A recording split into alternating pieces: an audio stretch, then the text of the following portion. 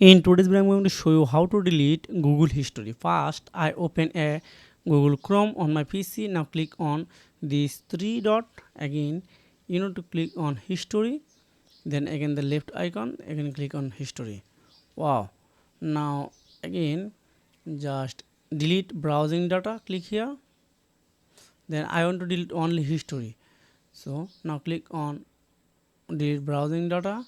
Then okay, I unmark this one, then browsing history all the data, and I want to delete only for last hour.